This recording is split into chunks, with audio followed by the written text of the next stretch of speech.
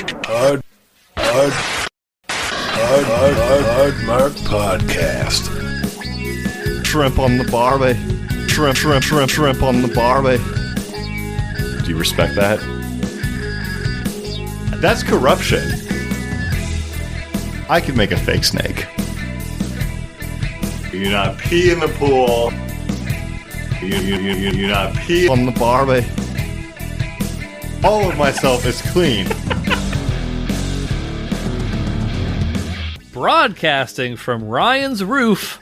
Hello, everybody. Before we get too far into our episode, I wanted to encourage everyone to share any feedback that you have on our new weekly format. You can find us on Facebook at facebook.com/hardmarkpodcast. You can find us on Instagram and the Twitter at hardmarkpodcast, and you can email into hardmarkpodcast, all one word, at gmail.com. And that's hardmarkpodcast, all one word, no dashes, no slashes, no underscores. We would love to hear what you think about the change.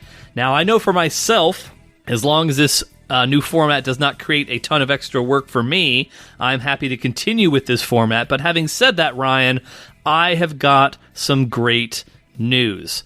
The Hard Mark Board of Directors have done it again. They have allowed us to bring on board the Hard Mark Imagineering team. Shout out to Crispin Hickenbottom and his group of world-class Imagineers. They have concocted the perfect blend of wrestling and science, which is really what we're all about here on the program. So this is going to save me so much time. Allow me to introduce all of you to MarkBot 5000, who is going to be providing the intro to the wrestling weeks of our program. Now, some of you may be mistaken in thinking that MarkBot 5000 sounds suspiciously like some wrestling legends of the past, but I can assure you that that is not the case. Any similarity to any personality or character, living or dead, is purely coincidental. So with that said, MarkBot 5000, take it away. Hey, thanks, Eric. This is MarkBot 5000, definitely not pro wrestling legend, Taz, and welcome to the Hard Mark Podcast, a show where the sexy and confident Eric Donaldson, wrestling fan of over 30 years, introduces one match per episode to his co-host who has never watched wrestling. They talk about the backstory, they watch the match, and then they rank that match on their ever-growing list. But I digress. The purpose of the show is to see what happens when someone who's never watched wrestling is introduced to its most notable matches. And not for nothing, he's the other guy on the show. He's never washed his face or butt. Flying Ryan Murphy. Beat me if you can. Ryan, survive if I let you. Hey, these have gotten just so fucking good. Like, it's just... The Imagineers, man, they're hard at work. They're tinkering away in the Hard Mark labs. Yeah, I don't know about MarkBot 5000's claim that you don't wash your face or butt. I don't co-sign on that, but... did he say that? Yeah, he did at the very end there. Here, I'll replay it, just say here. He's never washed his face or butt. Flying Ryan Murphy. So, what a dick. Yeah, I don't know. I'll talk to the Imagineers. We'll get the bugs worked out of MarkBot 5000. Yeah, get the bugs worked out. Jesus Christ, man. I mean, robot technology. It's coming along leaps and bounds, but there's still not everything's worked out. But I appreciate MarkBot 5000 with that lovely intro. I'm sure we'll have MarkBot 5000 on for our next Wrestle Talk episode, but big ups to the Imagineers. Man, wow. How far we've come. The board of directors. Thanks, guys. I still think Grant should be, I mean, who's to say he's not? Who's not to say he's the shadowy puppet master pulling all the strings? Gotta be on the board, man. Yeah, like you'll get there one of these days too, Ryan. Him and Nick D. Yeah. Damn. Like once you hit that 20 years of wrestling fandom, then you're in contention for the board of directors. I think. Absolutely. Yeah. So you'll get there. Just give it another 18 years. It's only been 2. Damn. Welcome, everybody. We know that you have many choices when you listen to a podcast, so thank you for listening to Hard Mark. Let's get into the Wrestle Talk, everybody. Let's jump into things. So all the way back in episode 52, which we don't number the episodes anymore, but back when we did, episode 52, we watched a match It stirred up a little bit of controversy between myself and Ryan. It was the very first draw that we've ever seen here on the program. It was a match between Kenny Omega, representing DDT Wrestling in Japan, and a young 9-year-old prodigy. A young 9-year-old prodigy named Haruka.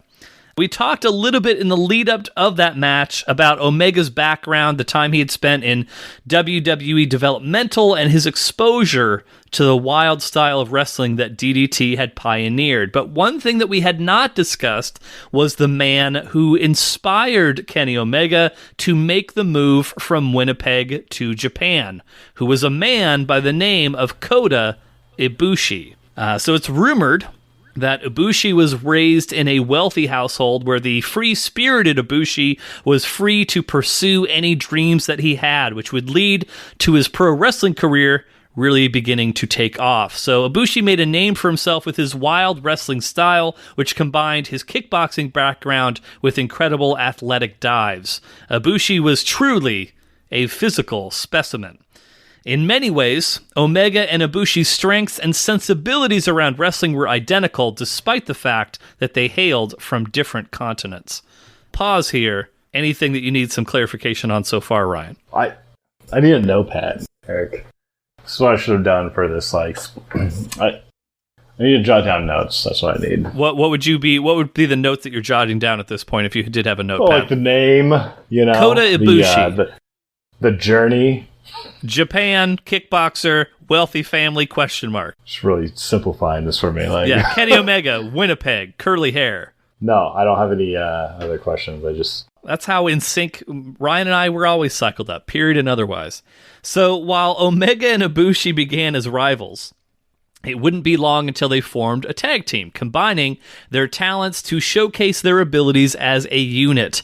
And so, the Golden Lovers were born, with the two hinting that behind the scenes there may be more to their relationship, but never outright confirming anything. So, DDT, when they originally put them together, they suggested the tag team name of the Golden Brothers, but Omega and Ibushi instead pivoted to being the Golden Lovers. And so occasionally during their matches, they would peck each other on the cheek and stuff like that to kind of tease that there may be something boiling underneath the surface between the two men. Right. Yeah. What year was this? The match that we're going to be watching today is from 2010. So this probably would have been in the year or so leading up to that, or give or take. Okay. Around 2009, 2010. And great year. Hell of a year for being a pair of Golden Lovers. But while the Golden Lovers made a name for themselves in their home promotion of DDT, it would not be long before their talents got them noticed elsewhere. And so Ryan's favorite, New Japan Pro Wrestling, would come knocking, looking for the Golden Lovers to take on their incumbent junior heavyweight tag team champions, Apollo, and I'm going to pronounce it both the American way and the Japanese way. It's written as Apollo 55, but apparently it is pronounced Apollo Go-Go, which go is Japanese for 5, which if we were still numbering our episodes, as a fun fact, this would be episode 55. So there you go. And I didn't plan that either. That just worked out that way. Apollo Go-Go were one of the most accomplished junior heavyweight teams in New Japan history. It was comprised of Prince Devitt from Ireland, and we've talked about Ryan's love of the Irish. hell of a gravy from the homeland of Ireland. I'm an Irish guy. He's an Irish guy. It's in my blood. Maybe German, undetermined. Greta may have sniffed it out. Some people say it. Was she there? No. And his tag team partner, Prince Devitt's tag team partner, is the funky weapon, Ryosuke Taguichi. You could just call him Taguichi. Oh, well. The funky weapon, who I've actually seen live in person in Tacoma, of all places. I have video of him doing his funky weapon dance. He's a great time. Tacoma Dome, or was it? No, it was like a much smaller venue in Tacoma that New Japan ran a year or so ago. But Devitt, Prince Devitt from Ireland, would eventually go on to become the leader and the founder of the very popular Bullet Club faction, but we're still a ways out from that in this timeline. So that's coming up on the horizon, but we're not to that point in the story just yet. So in 2010, all of these different elements would start to be mixed together. So Devitt, in addition to being one half of the junior tag team champions with the funky weapon, was also the junior heavyweight singles champion as well. And so he had actually defeated both Omega and Ibushi in matches earlier that year. So with those losses in mind, those men were determined to combine their forces and take Devitt's tag team championship away from him. So a match was made for October 11th, 2010 at the New Japan Destruction event in Tokyo between the champions Apollo Go-Go and the Golden Lovers. And so that is our match here today, Ryan. Good. That sounds great. As far as some of the data before we head into this thing, Ryan's record in tag team matches is 5-5.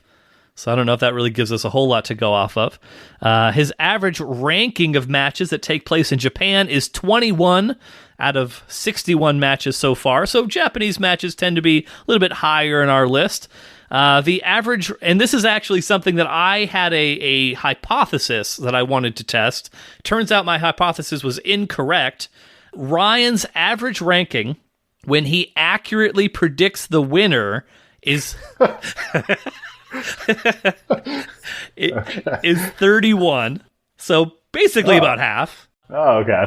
And your average ranking when you do not accurately predict the winner is 28. So actually, matches that you have inaccurately predicted are slightly higher ranked than ones where you win at this point. That's a great analysis, Eric. Thank you. Well, I mean, I bring the data. It's all MarkBot. It's less me and it's more MarkBot 5000 crunching all the numbers in the background. You got the machine learning in there, like really. Like, yeah, all those algorithms that Crispin, Hickenbottom, and team have been inputting has just been great. Just been great. Good stuff. But that's our match. So we've got ourselves a New Japan match. We've enjoyed them before. We've got a junior heavyweight tag team match, which means that these guys aren't like the big lumbering heavyweights. We're talking smaller, more athletic guys, which I think you will enjoy.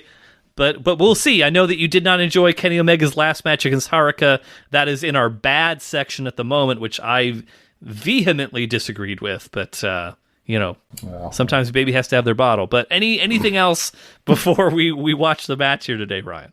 No, I'm set. All right. Ready to go. Then let's do it. Let's watch this fucking thing. That's more aggressive than it needs to be. Let's watch the match. We'll be right back with our thoughts on the Golden Lovers versus Apollo Go-Go. Thanks, everybody. And we are back. We just watched the Golden Lovers versus Apollo Go-Go for the New Japan Junior Heavyweight. I almost called them light heavyweight. That's not correct. Junior Heavyweight Tag Team Championships. Ryan, what did you think of the match? I thought it was a good match. I thought it was a good match. Like, I don't know. Like, there. Yeah, I thought that was going to be. I didn't think this was going to be like the greatest match of all time, in your opinion, but I thought it was going to tick all the boxes. A lot of really fast-paced action, a lot of high-flying maneuvers, long enough to kind of get invested in the story of the match, but not too long to kind of like become disinterested in it. That was my thought. It did. It had those things. It just like. It didn't have like a spectacular moment. Like everything was kind of just, it's your standard Japanese type of wrestling, like, it was, you're right. It was high flying. It was actionable. Like, I loved the fucking crowd. I absolutely love that crowd. Respectful Tokyo crowd. It just didn't have like that moment where I was like, holy shit. It was just kind of all like, it kind of blended in together. The whole match. Okay. But it did have the pieces. It had the pieces, Yeah, the puzzle pieces were all there. They just needed to, come together. I understand. I can understand. Well, we'll take a look at my notes here, and then we'll get into some stuff. But as far as my match notes, we have Taguichi, Ryosuke Taguichi. In my opinion, I have in my notes, he looked like a 1970s cop. He was the funky weapon. He was the partner of the Irishman, Prince Devitt. It's that movie. Sorry. Starsky and Hutch. Yeah, he kind of did have a Starsky and Hutch look to him a little bit. I could see that, yeah. So we have the Golden Lovers introduced first. I know, Ryan, you had some issues here and there, kind of keeping track of which teams were, but I think you... Oh, Eric. I had no issues. Okay, I apologize. Nor do I ever have. You did continually, throughout the entirety of the match, call them the Golden Boys. That's when I forever how they live in my heart. Very clearly Golden Lovers. I don't know if you're just not, progressive in that line of thinking, but they're the Golden Lovers, Ryan. Please address them respectfully. I apologize. You seem to like, as far as the Golden Lovers are concerned, you really seem to be a big fan of Kota Ibushi in this match. Yeah, I did. He had the style. He had the My Chemical Romance haircut. Anytime you throw that in there, the original emo. For sure. When you got those wealthy parents, you can have whatever hairstyle you want. It just brings me right back to my time. I'm a 2007 guy. That was a prime year for me. The kickboxing style you also liked. Did you also dabble in kickboxing in 2007? I did not. Oh, missed opportunity. Huge pussy. There's still time. I just more of the hairs than the kickboxing, but. You got to start with one, then move on to the other. So it doesn't really matter which one you begin with. So they're introduced first, then it transitions over to Apollo Go-Go, which, as we mentioned earlier, that's Ryosuke Taguichi and Prince Devitt. I know we were kind of excited because we had a fellow Irishman, just like yourself, in Prince Devitt. Did either of those two gentlemen make more of an impression on you than the other? Any kind of main thoughts? I know Devitt had the big dive out to the ring. That was kind of that dive that Prince Devitt hit was really when the match sort of opened up and became more or less a free-for-all. They didn't intrigue me as much as the Japanese wrestlers. Felt like they were pretty, like I said, just they played their part. What would you, and so I think, I don't know if we mentioned this or not. I mean, maybe you gleaned from it already, Markomaniacs, but Ryan did accurately predict the Golden Lovers won the match. That brings Ryan's record to, I don't even know that I said that before, did I? That brings Ryan's record previously was 34-26. He is now 35-26, ladies and germs. It's not bad. It's not a bad record. No, it's, you know what? You've had quite the streak as of late. I'll have to kind of crunch the numbers to figure that out. Is it a streak that I'm going on here?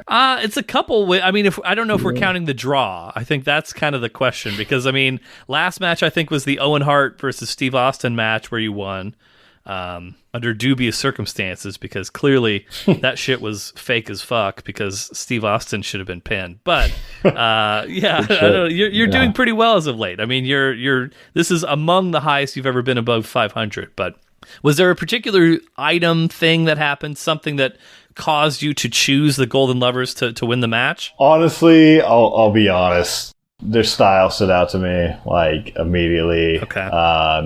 I just, like I said in the beginning, this is a guy I'd like to have on my side. This is a guy I'd like to fight with. Kota Ibushi specifically. Yeah, and so I just started leaning towards them. The match was pretty even. It wasn't one way or the other, but I felt like I would lean more towards the Golden Boys. The Golden Lovers. Thank you. Thank you. Yeah. The match starts off between Ibushi and Prince Devitt. Bit of chain wrestling to begin things, and then both tag out to their respective partners. A little bit of back and forth just kind of throughout this initial period here.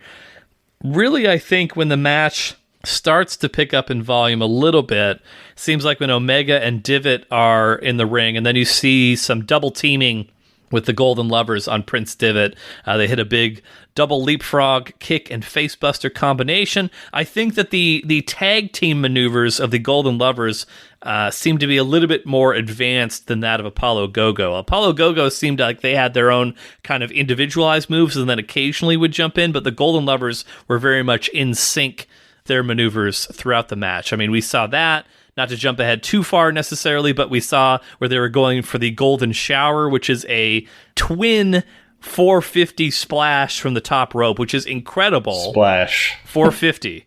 That's the amount of rotation that they're doing in midair, Ryan.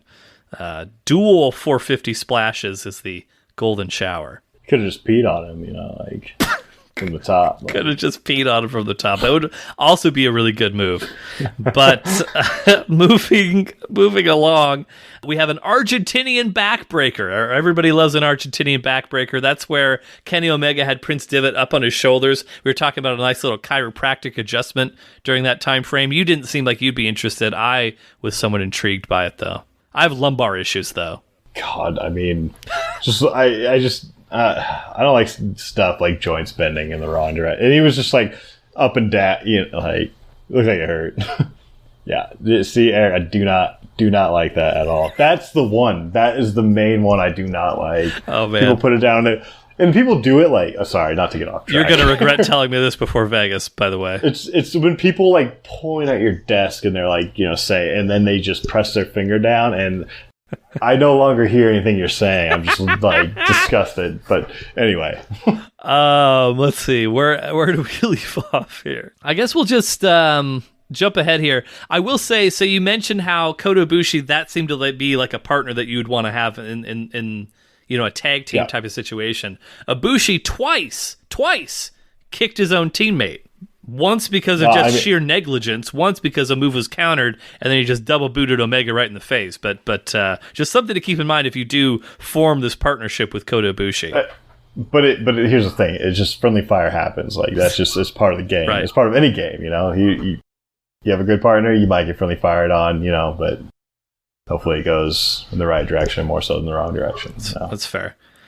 Yeah. If Kenny Omega and Kota Ibushi are the Golden Lovers, and you formed a tag team with Kota Ibushi, what would your tag team name be? You have to give me time to think on that. Like mull it over. I'll circle back at the end of our notes. Yeah, our notes here. But oh man, that drop kick that Kota Ibushi hit. He basically did a drop salt, which a drop salt is like where you drop kick your opponent and then you do a flip out of it. Like a moonsault type of flip. Like, fuck, that was just incredible. Then we have the double moonsault by the Golden Lovers where they kind of both simultaneously run across the ring, spring up over the ropes, jump, and moonsault from the middle rope, which I know, again, I kind of called out how, hey, the cameraman's going to miss this, but both guys are doing the same thing simultaneously right now. Yeah, it's unfortunate that I didn't get both of them. I understand it, especially 2010. Come on, Yeah, exactly. They were still working their way through you can imagine it, You just gotta use your imagination. I think the highlight of the match for me, and again, Ryan, I think some of these things may have been going at such a fast clip where it was hard to absorb some of these things. In my opinion, the highlight of the match is when the Golden Lovers are going for the aforementioned Golden Shower, which is, again, a dual 450 splash, which just one guy hitting that is pretty impressive. Two simultaneously going for it is even more impressive. Prince Devitt rolls out of the way to escape. They, Kota Ibushi and Kenny Omega, simultaneously roll through their 450 splashes, turn around, and double shotgun drop kicks to Prince Devitt. That whole sequence was fucking great. I just love your enthusiasm about these. Thanks, man. Thank you. Appreciate that. We've got Kenny Omega hitting a dive of his own, a helo, head over heels, helo type of thing there. Then we have Ibushi, and Ibushi really starts working his way on Prince Devitt. So he and Prince Devitt kind of have some back and forth there. We've got a standing shooting star press. He leaps up to the top, big moonsault from a standing position. They both are on the top rope. Prince Devitt hits a big Hurricane Rana onto Kota Ibushi from the top rope, but then Prince Devitt hits him with another big back suplex from the top rope, and then his one of his finishing movers, the coup de grace, where he basically jumps off the top rope and double foot stomps the guy right in the stomach, which I thought for sure was going to be a moment where Ryan thought the match was over, but apparently he was very nonplussed by it. He had faith in his guy. I know when the match is going to be over. Right. When you're a part of the Black Parade, it's going to take a lot more than that to knock you out. I like it. Thanks, man. I like it. Finally, getting to the very end of the match, we have a bunch of near falls. Kenny Omega breaks up a pinfall that I think Ryan actually did think that might be the end of the match. They both get tossed out of the ring for their trouble. Taguichi and Omega are outside of the ring. Meanwhile, Kota Ibushi hits Prince Devitt with the Phoenix Splash pinfall 1, 2, 3 new junior heavyweight tag team champions. And we did it. Let's see. I think... So we've done this for a while now, Ryan, and I think, and we've always gone under this premise, and I stand by this. I think the idea is that with all these Murphy's Laws, I will come up with some kind of rules, some ideas that when we do eventually do our custom match, that we can kind of put some things together to kind of help guide that match along in a way that you'll appreciate. We may have reached the end of where we're not just being redundant with our Murphy's Laws. So you think I'm a redundant guy? Like, I don't know. I mean, you like what you like. You like what you like. We've done like 20 of these so far. I think we may be approaching the end, but we'll say that we'll at least do this one more. What would you say would be your main takeaway from this match here today, Ryan? In a world without rules, in a sport where only the strong survive, there's one man who has the guts to lay down. Murphy's Law. For me, like, it was a really good match. This is what I do respect this about wrestling. They have, it's I don't know, it's well formatted. It's not a lot of stoppage. They just kind of keep, I like, but there was nothing like, to me, that was like that, like, special of a moment about this match. And I wish there was like a moment that was, it's hard. I mean, I don't know. I just wish there was a moment that was like a little, like that would stick out and be like that. You wanted a special moment. That was the flashbulbs going off in the corner. You wanted a poster moment. Yeah. I wanted a poster moment. I just didn't, I didn't see it out of this match. Aside from that, great match, but like, I didn't see a poster moment, like, Noted. It was just all like, it was just going on. So, yeah. Got it. 10-4. Let's get to the science. Pull this bad boy up here. So it seems like you liked it. I guess it's just a matter of how much you liked it. Whether we would, it sounds like this was better than okay. I'm looking right here. Like, I'm thinking in the good. I don't know if it's high in the good. Okay. We can talk about some of the matches that are in the good, and then we can maybe formulate a hypothesis from there. That would be a scientific thing to do. Some of these matches that we've seen recently, we've got Heart Foundation versus Austin, Shamrock, Goldust, and the Legion of Doom. That was a recent one. That was a big Calgary Stampede 10-man tag. I don't know if I'd put it there. Like, I'm thinking... Eddie Guerrero versus Rey Mysterio was also a very recent match that we saw. That was the Lucha Libre match, the Mask versus title that we saw just, within the past 6 to 7 episodes or so. We have another Japanese tag match, and Hulk Hogan and Tenryu versus the Road Warriors. That's at number... What if I put them right in between the Hulk matches here? Okay. This is the new 20s, what you're saying? I'll split them, yeah. Let's just put them right there. It was a good match.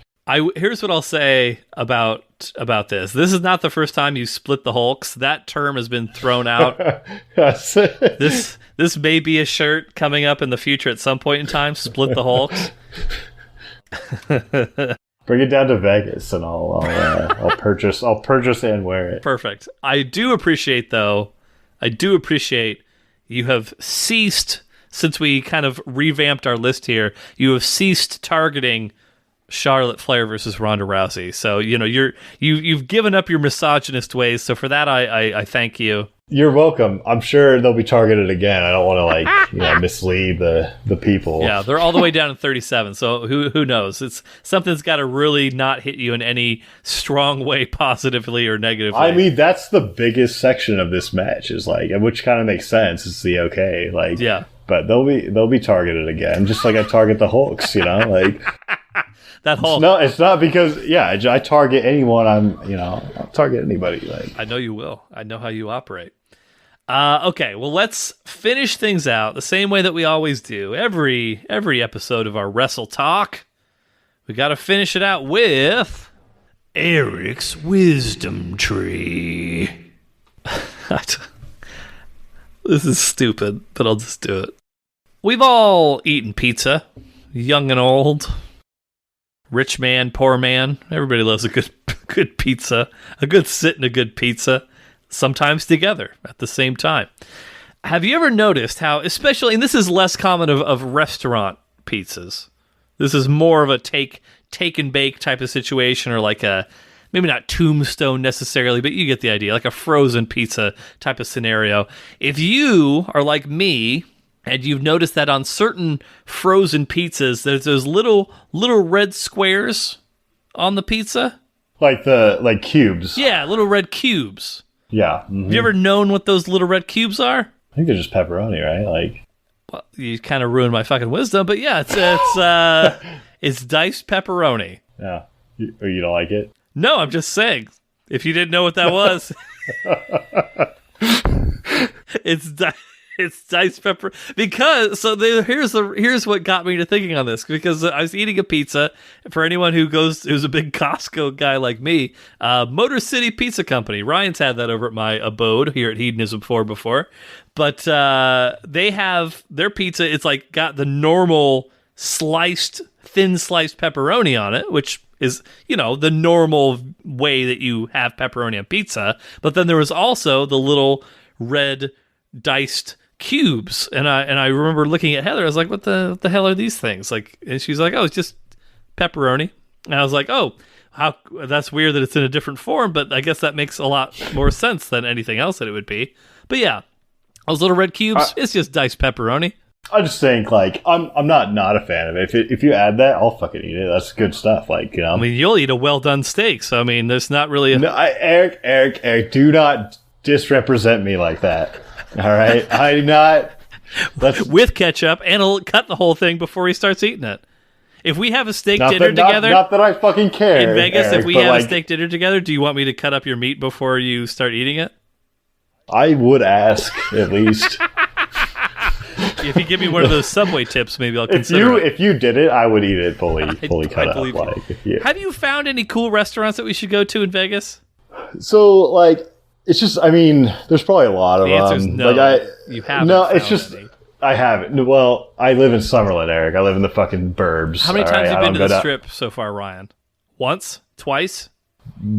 Once. That's why I broke my feet. You've been living. We didn't really eat that much because we were like, we were out there doing Vegas stuff. I made the claim before you moved out that, like, oh man, Ryan is going to be Mr. Vegas. He's going to know all the local spots. He's going to be like the guy that you go to whenever you need Vegas travel advice. You've been to the Strip once we're talking September. And I went to the shitty side of the Strip. Like, it wasn't even the good side of the Strip. Like, I've been to Vegas a bunch of times. Like, I'm a Vegas guy, but no, I here's the thing, Eric. Like, Vegas is very expensive. It's very expensive. Like, you want to go out to a nice restaurant, you got to go down to the Strip first of all. You want to find parking. Good luck, man. Like, how is parking? Shitty? Not great. Like, yeah, it's you pay for it. Like, really?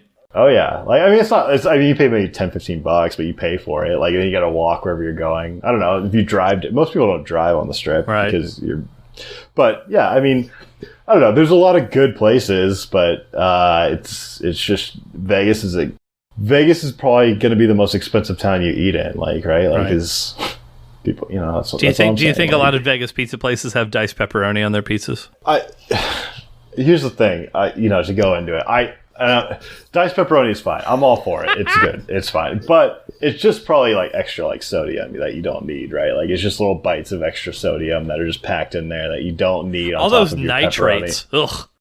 I mean, Greta tells me I get like turkey pepperoni. I love it. I think it's really good. But she's like, oh, like, it's not even that good for you because of the nitrates. Like, what the fuck? What am I supposed to eat? Like, Newsflash. Here's a second piece of wisdom. You can't fucking eat anything. Everything's gonna kill you. It's so frustrating. Like, it's so frustrating. We had this. They must have put something in it because it was very good. But like, we had Mediterranean food, and I had the salad. It was like cucumbers, tomatoes, onions, and just a salad. Sounds real healthy. It was so fucking good, but it had to have been loaded with something. Like, there's no way this tastes that good. There had to be dressing, right? Is there any dressing? There's no dressing. Oh, I mean, there might have been like some. Well, I mean, it didn't come with like. I don't like dressing type of. Like, I don't like creamy stuff. Like, it was just raw. But like, I'm sure it's packed with like a sodium based fucking, like, It's the shitty thing about getting older, right? You can't eat fucking anything. Like, right. And, I just love eating. I'm a huge food guy. Just doesn't like creamy things, except for one. Creamy thighs. Okay. give me like a creamy forearm with a big floppy dick on it. And if you're wondering what the fuck we're talking about, check out Rumpus Time. Last week's Rumpus Time. These two things are synergistic, everybody. We love the hell out of everybody who checks out both Rumpus Time and our Wrestle Talk. If you want to hear what we're referencing by a penis on someone's floppy penis forearm, Rumpus Time. Which is actually the next thing we'll be back with next week. What is the date on that? What is the date? It's July 14th, so stay tuned for that. We look forward to having you hear us on that. Give us any feedback. Markbot 5000, he will be back, or she. I've not determined the gender of Markbot 5000. I would never assume that of the gender of our favorite robot friend, but they'll be back too very soon. Ryan, any last words for the people? I feel like I have so much, but I'm just going to contain it and then save it for the next podcast. It's such a tease. Well, if you're not hard, everybody, get hard. Once you get hard, stay hard. That's all, folks. When you're a part of the Black Parade, it's going to take a lot more than that.